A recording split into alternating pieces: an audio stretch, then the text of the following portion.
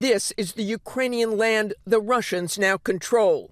Is this what President Trump is talking about when he suggests Russia and Ukraine could swap land, something Zelensky has said he would not approve on his own? I was a little bothered by the fact that Zelensky was saying, well, I have to get constitutional approval. I mean, he's got approval to go into war and kill everybody, but he needs approval to do a land swap, because there'll be some land. Yeah, who could forget when Zelensky invaded Russia?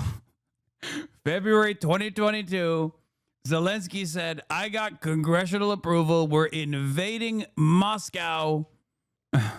Bro, what do you mean? God, I can't even make fun of Zelensky. I want to, but I can't because this is so crazy. Okay?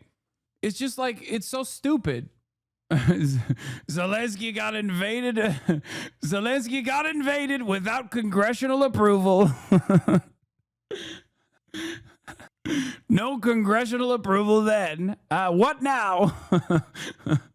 Swapping going on. Zelensky says Russia is trying to deceive the U.S. and is calling for tougher sanctions. Neither Zelensky nor European leaders have been invited to this week's summit. If it's a fair deal, I'll reveal it to the European Union leaders and to the NATO leaders and also to President Zelensky. I think out of respect, I'll call him first. President Trump also saying he hopes in the future all three of the presidents can meet, but that would very much depend on what happens at this summit on Friday. Michael? Yeah, we will see what happens, Martha. Thank you. In the last 48 hours, it's become fairly clear that the Russians have launched a surprise offensive in the Donbass area, mainly between Pokrovsk and Kramatorsk, and they've had some success. They seem to have advanced on 2 or 3 fronts by about 15 or 20 kilometres, which is quite a long way in terms of the present war. Undoubtedly, what they're trying to do is to change the facts on the ground between now and the weekend when this summit takes place between President Trump and Putin in Alaska. And changing the facts on the ground, of course, is all about maybe swapping territories or... The Ukrainian front line is collapsing in that part, yes. I mean, it's the most predictable outcome that I said was inevitable, even though people keep yelling at me whenever I bring this up, because they don't have manpower. That's it. That's why there's only 2 options out of this. If you want Ukraine to continue the fight without a reasonable managed negotiation for a ceasefire, you have to literally deport every Ukrainian man in the Western world, whether it be from Poland or any number of different Western countries, the United States of America, back to Ukraine so they get forcibly conscripted to go into battle. You have to train them. There is a runway for this. It's not going to be easy. That is the only possible way that you can make up for the lack of manpower. Even if you send all the weapons, it doesn't matter. Or you can lower the age of conscription in Ukraine and forcibly draft younger and younger Ukrainians, which, of course, cooks the next generation of Ukraine as a nation state until there's nothing left to defend. It's the only option. If there's two things that you can do here. Either you just cave to Vladimir Putin's ridiculous demands and try to manage that negotiations process, not by undermining Ukraine, but by establishing some semblance of sovereignty for Ukraine, so that all is not lost, which is Trump is not doing that anyway. He's literally farming what remains of Ukrainian natural resources and doing like a minerals deal, while simultaneously offering Ukrainian territory to Russia and like a legal recognition, or at least like a de facto recognition of annexed territory already. You should have an expert on war fighting in Ukraine and enlistment requirements rather than just say, can you have some expert on the war rather than just your knee-jerk reaction? I mean, sure. If you have any expertise, if you have any experts that you think I should talk to, great. I'm down to listen. Having said that, I do read the experts in war fighting, and their analysis has been incorrect. My knee-jerk reaction, which is what I've been at, that ultimately, in terms of just like the meat grinder that Eastern Ukrainian territory looks like, Russia has the capacity to send more manpower, even with like diminished weapons. Like one of the things that I saw that I read from frontline Ukrainian soldiers. Like one of the reports that I read that stuck with me was a Ukrainian troop position in eastern Ukraine. I forget exactly where it was. There was this guy that was talking about. How, like, even if there is one Russian soldier with a busted ass, like old ass, dusty ass AK-47, okay, positioned in a building, that still requires a tremendous amount of manpower and a tremendous amount of resources to successfully remove from that position. So, like, the problem is there are a fuck ton of Russian soldiers. There are just more Russian soldiers than there are Ukrainian soldiers. So even if they don't have the best gear, even one person can hold an area for an extended period of time. And it makes the operations infinitely more complicated. Okay? It's a war of attrition. And the side that has more people to throw at the problem is obviously, or the side that has a larger economy that is capable of withstanding this war of attrition is going to inevitably win. I think the best possible solution in this circumstance was when Ukraine had the maximum amount of leverage after they were able to withstand the Kiev offensive. But ultimately, right now, what we have in front of us is a smaller country, Ukraine, completely incapable of withstanding further Russian offenses. Their positions are dug in eastern Ukraine, and they're slated to take violently more territory. So for that reason, if you want a real solution to this conflict, if you want to end the additional bloodshed in this circumstance, either you have to disband NATO so that, like, European militaries can operate without Article 5, which is not going to happen, or forcibly send Ukrainian refugees that currently live in the Western world back to Ukraine to be conscripted, to get trained, and then to be sent to the front lines with weapons in their hands, with an additional push of weapons, which, by the way, is not a guarantee that it's going to succeed. Or in terms of what to do, considering that Russia is a foreign adversary, and people say, can't you say the same thing about Palestine? Great question. There's a difference. We are the belligerent in Palestine. Okay? We are the party that is allowing our extension to continue doing a genocide, which is, again, different than a war, against a captive population of Palestinians. Okay? We are the belligerents. We have maximum control. We could literally make Israel stop tomorrow if we wanted to. We can't make Russia stop if we don't have the same amount of power over Russia.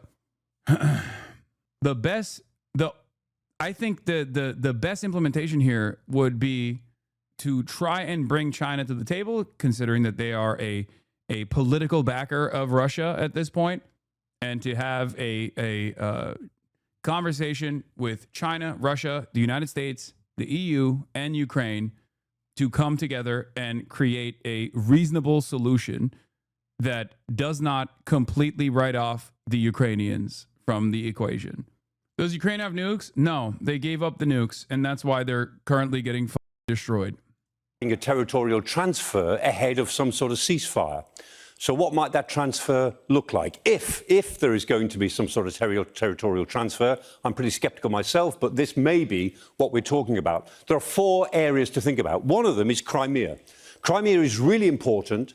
The Russians will not give up Crimea. The Ukrainians are in no position to take it back anytime soon. So although Crimea is very important legally and militarily, it's off the table as far as present negotiations go.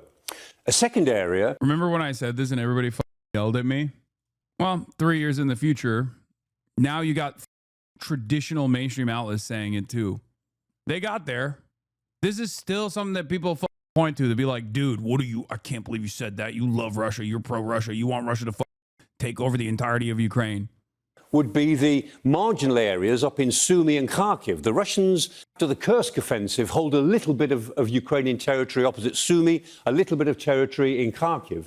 They might agree to withdraw from those territories. It doesn't cost them anything to do that, and it would be a certain amount of withdrawal which the Ukrainians could talk about. That would be a second area, reasonably easy to negotiate. Third area, much more difficult to negotiate, is the Donbass. The Russians say they want the whole of the Donbass as a first step. Well, they hold most of Luhansk, which is one part of it. They hold about 3/4 of Donetsk, but they don't hold the other quarter, which is the bit that the Ukrainians have fought so hard for, really since 2014, not just since 2022. And the Russians are saying they want the whole of the Donbass. And in that area...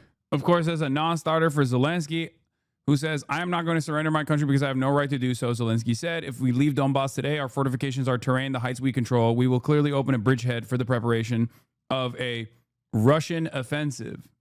By this logic, Palestine should give Gaza City. Dog, I'm an American. Okay. Do you understand? I am an American citizen. Okay. I am an American. As an American, we have technically, theoretically, some kind of say over what America says and does around the world. And as an American, I'm telling you that Israel would not be able to genocide the Palestinian people without America's go-ahead.